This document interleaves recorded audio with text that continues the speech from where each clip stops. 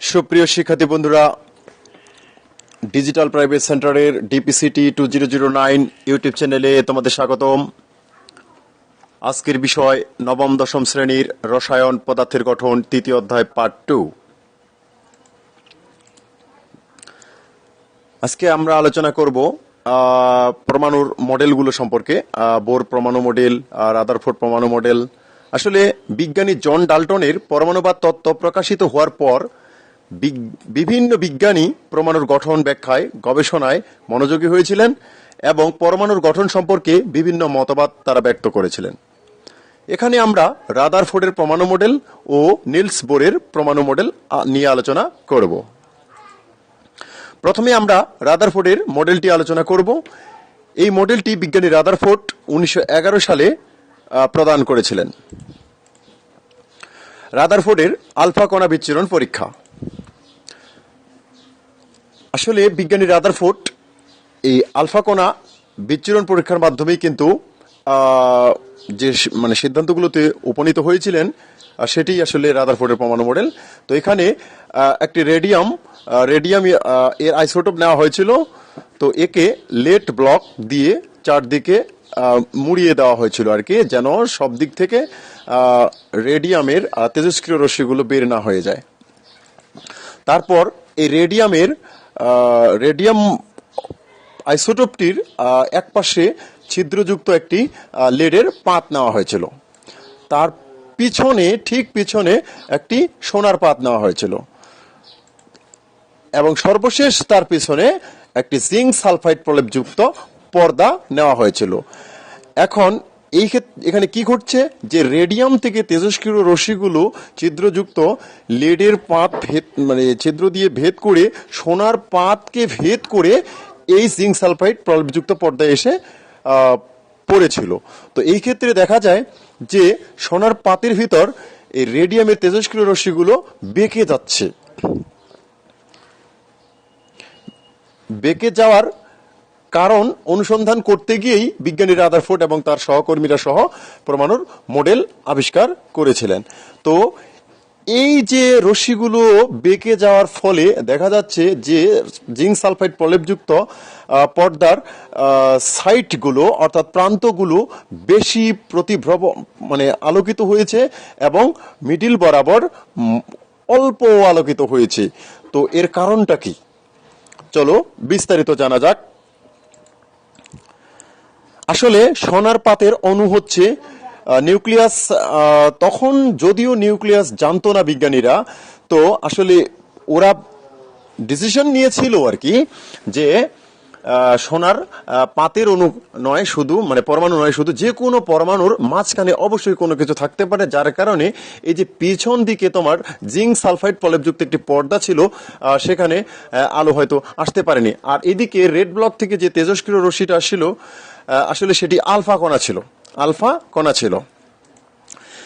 এই যে কি ঘটছে দেখো, অর্থাৎ নিউক্লিয়াস থেকে আলফা কণা কিন্তু ধনাত্মক কণিকা।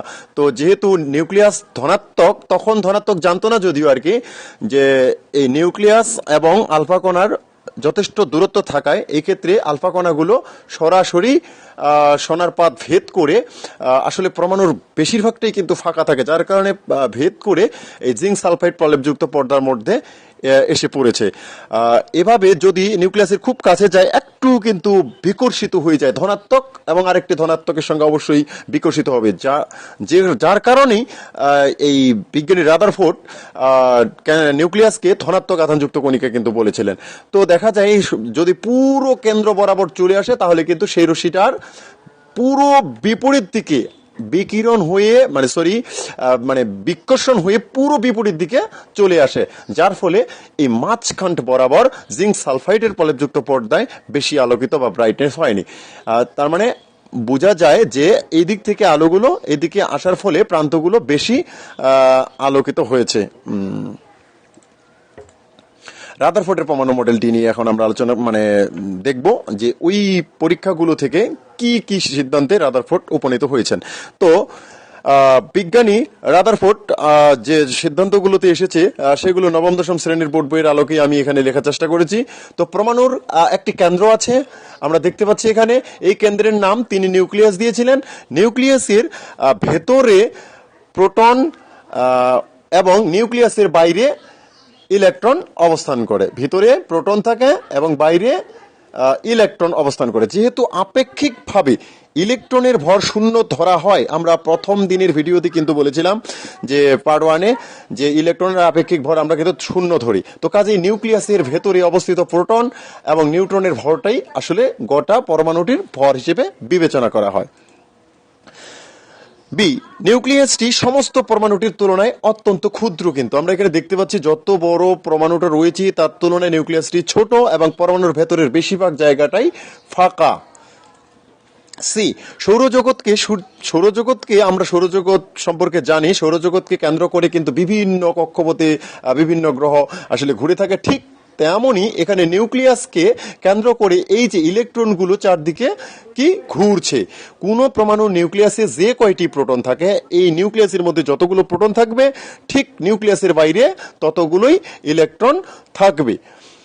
যেহেতু প্রোটন এবং ইলেকট্রনের চার্জ একে অপরের সমান ও বিপরীত চিহ্নের, আমরা জানি আপেক্ষিক চার্জ হিসেবে প্রোটনের চার্জ +1 এবং ইলেকট্রনের চার্জ -1, অর্থাৎ সমান এবং শুধু চিহ্নই বিপরীত। তাই সামগ্রিকভাবে ইলেকট্রন প্রোটন সমান থাকায় এর সামগ্রিক চার্জ 0।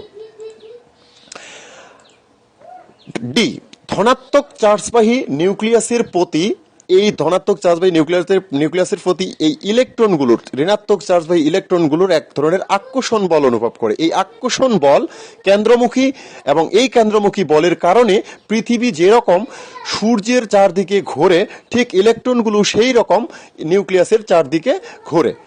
তো এখানে একটি মন্তব্য না বললেই নয়, রাদারফোর্ডের পরমাণু মডেলকে সৌরজগতের সাথে তুলনা করা হয়েছে, যার ফলে এই মডেলটিকে অনেক সময় সোলার সিস্টেম মডেল বা সৌর মডেল বলে থাকি।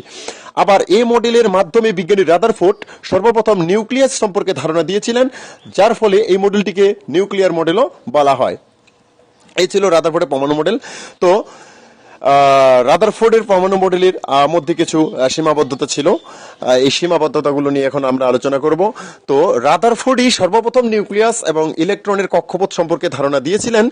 তিনি সর্বপ্রথম আলোচিত গ্রহণযোগ্য পরমাণুর একটি মডেল প্রদান করেছিলেন, আমরা যে মডেলটি একটু আগে দেখলাম।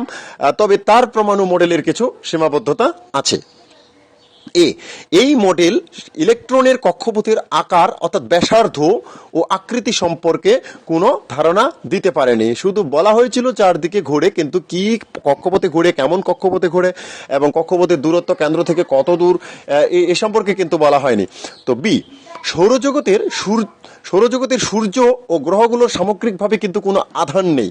আর আমরা এখানে দেখলাম যে সৌরজগতের গ্রহ উপগ্রহ সূর্যের সঙ্গে একইভাবে এই পরমাণুটি মানে পরমাণুর গঠনে পরমাণুর ইলেকট্রন এবং নিউক্লিয়াস এদের তুলনা করা হয়েছে। কাজেই চার্জহীন সূর্য এবং গ্রহগুলোর সাথে চার্জযুক্ত নিউক্লিয়াস এবং ইলেকট্রনের তুলনা করা হয়েছে এখানে।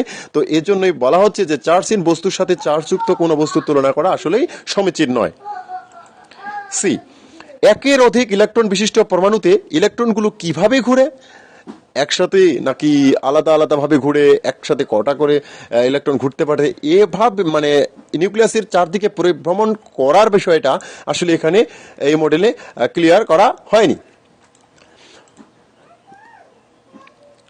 ডি, ম্যাক্সওয়েলের, আমরা এখানে দেখতে পাচ্ছি যে ম্যাক্সওয়েলের তত্ত্বানুসারে ইলেকট্রনগুলো নিউক্লিয়াসকে কেন্দ্র করে ঘূর্ণনের সময় ক্রমাগত এই ইলেকট্রনগুলো কিন্তু শক্তি হারাতে থাকবে। ফলে ইলেকট্রনের ঘূর্ণন পথটা আস্তে আস্তে কি হবে, ছোট হতে থাকবে, একদম কোনো এক সময় দেখা যাবে নিউক্লিয়াসে পতিত হয়ে যাবে।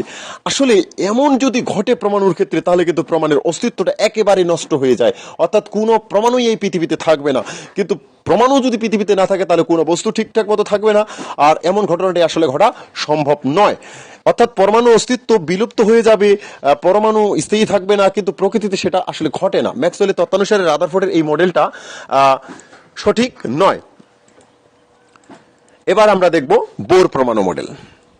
রাদারফোর্ডের পরমাণু মডেলের ত্রুটিগুলো সংশোধন করে বিজ্ঞানী নিলস বোর 1913 সালে পরমাণুর একটি মডেল প্রকাশ করেছিলেন। এই মডেলকে বোরের পরমাণু মডেল বলা হয়। পরমাণুতে যে সকল ইলেকট্রন থাকে সেগুলো নিউক্লিয়াসকে কেন্দ্র করে ইচ্ছেমতো যে কোনো কক্ষপথে ঘুরতে পারে না, শুধু নির্দিষ্ট ব্যাসার্ধের কতগুলো অনুমোদিত বৃত্তাকার কক্ষপথে ঘোরে। এই নির্দিষ্ট ব্যাসার্ধের অনুমোদিত বৃত্তাকার কক্ষপথগুলোকে অনুমোদিত কক্ষপথ বা প্রধান শক্তি স্তর বা কক্ষপথ বা সেল বা অরবিট বা স্থির কক্ষপথ বলে। আসলে নামগুলো অবশ্যই তোমাদের মনে রাখতে হবে, বিভিন্ন স্যারেরা বিভিন্নভাবে বলে, প্রত্যেক ক্ষেত্রে যাতে প্রত্যেকটা নামের সমতুল অর্থ। স্থির কক্ষপথে ঘোরার সময় ইলেকট্রনগুলো কোনরূপ শক্তি শোষণ বা বিকিরণ করে না। স্থির কক্ষপথকে আমরা স্মলের অর্থাৎ ছোট হাতের এন দিয়ে প্রকাশ করি। এখানে এন বলতে 1 2 3 4 5 6 ইত্যাদি সংখ্যাকে বোঝায়।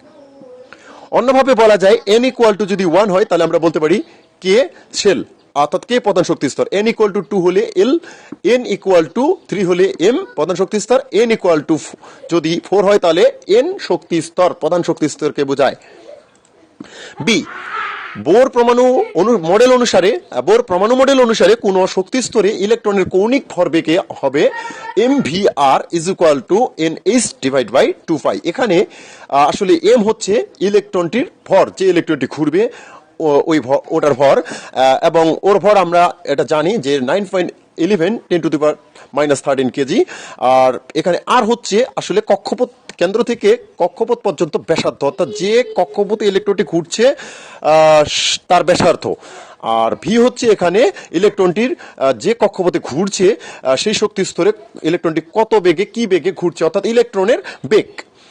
এইচ হচ্ছে প্লাঙ্কের ধ্রুবক এবং এই প্লাঙ্কের ধ্রুবকের মান হচ্ছে 6.626 into 10⁻34 metre square kg per second. N হচ্ছে প্রধান শক্তি স্তরের নাম্বার, অর্থাৎ কত নাম্বার প্রধান শক্তি স্তরে রয়েছে। এখানে যে শক্তি স্তরের এন এর মান কম সেই শক্তি স্তর হবে নিম্ন শক্তি স্তর, এবং যে শক্তি স্তরের এন এর মান বেশি সেই শক্তি স্তর হবে উচ্চ শক্তি স্তর। সি, কোন প্রধান শক্তি স্তরে ইলেকট্রন ঘোরার সময় ইলেকট্রনের কোনো শক্তি শোষিত বা বিকিরিত আসলে হয় না। তবে যদি ইলেকট্রনগুলো যদি নিম্ন শক্তি স্তর থেকে উচ্চ শক্তি স্তরে যায় তাহলে শক্তি শোষিত হয়। আমরা এখানে দেখলাম প্রথম শক্তি স্তর থেকে সেটি দ্বিতীয় শক্তি স্তরে চলে এসেছে। আমরা আবার দেখাচ্ছি বিষয়টাকে। প্রধান শক্তি স্তরে ইলেকট্রনগুলো ঘোরার সময় এই যে আমরা এখানে দেখতে পাচ্ছি প্রথম শক্তি স্তরে রয়েছে এবং এটি নিম্ন শক্তি স্তর থেকে উচ্চ শক্তি স্তরে চলে আসবে। তো সেক্ষেত্রে আমাদের শক্তি কিছুটা শোষিত হয়ে যাবে, অর্থাৎ পরিবেশ থেকে কিছু শক্তি শোষণ করে নিয়ে নেবে। দেখো এবার আমরা জানবো, দেখো যদি ইলেকট্রন উচ্চ শক্তি স্তর থেকে অর্থাৎ দ্বিতীয় শক্তি স্তর থেকে নিম্ন শক্তি স্তরে চলে যায় প্রথম শক্তি স্তরে, তাহলে শক্তি কিছুটা বিকিরিত হয়ে যায়, অর্থাৎ বাইরে শক্তি ছেড়ে দিবে। আমরা দেখতে পাচ্ছি রেডি, এই যে প্রথম শক্তি স্তরে অর্থাৎ শক্তি বিকিরিত হয়ে গেল।